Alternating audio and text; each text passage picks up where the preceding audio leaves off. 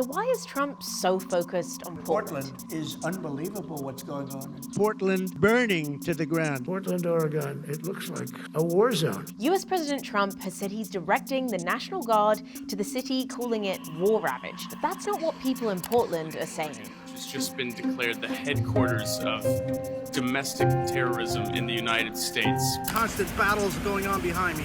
It's just an absolute total war zone. But is Portland a war-ravaged place? I don't think so. Nate Hellman shot this TikTok video of downtown Portland recently.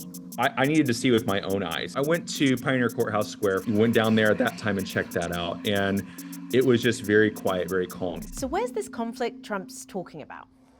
Well, for several months, there have been a small and persistent group of demonstrators camped out around the US Immigration and Customs Enforcement Office, or ICE facility.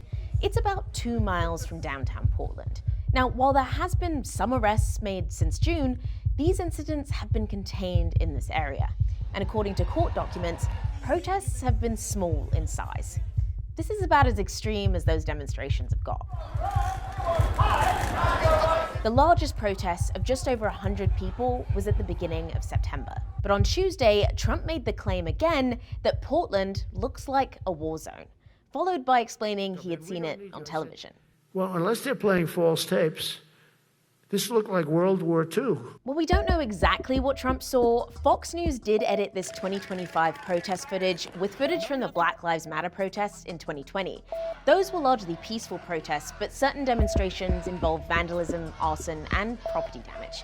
Trump then said on Wednesday that he had called in the National Guard troops to respond to the protests outside the immigration office. But Russell Gibson, a national commander, said that while 200 troops have been called up, it would need another 4 to 7 days before being deployed next week. Now, both the state and the city government have filed a lawsuit against Trump, calling the president's move unlawful and baseless. The lawsuit mentioned Portland's police bureau has more than enough officers to respond to the small, ongoing ICE facility protests. So with all this evidence of relative peace in Portland, why is Trump targeting it?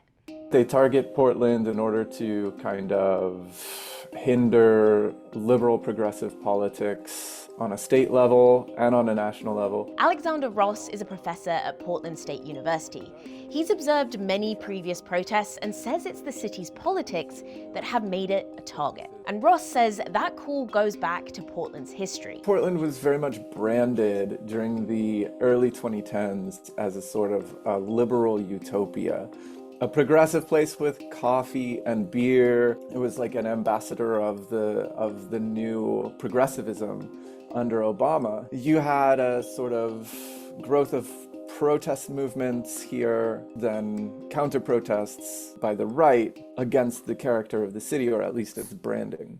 Ross says that made the city a hotspot for right-wing protests during Trump's first term in office. The thing that they were really attacking was the city of Portland, which is why thousands and thousands of people would show up to counter-protest them. They weren't all like, black-clad anarchists. They were just normal people who wanted to be left alone. Then everyone remembers 2020, when a convergence of protests lasting almost 200 days came to a head in the city. Trump sent in 700 officers as a response, which led to further escalation. There was the COVID-19 pandemic, there was terrible wildfires here, and there were major protests downtown. And so those three things sort of collided to make the city very, very tense. Ever since things calmed down here significantly. And despite things calming down, the Trump administration still lists some of those previous protests as reasons for sending in the National Guard. And most recently, the Trump administration says it's rebranding its Department of Defense, calling it Department of War, with a focus on domestic threats. We should use some of these dangerous cities as training grounds for our military, National Guard, but military. Ross says military involvement in other cities like Washington and Los Angeles this year, along with the target on Portland, could be signs of a deliberate strategy. He's sending in military forces in a way that could be escalated over time. Trump's record of just persistent escalation, I think that's kind of what we're looking at for 2026.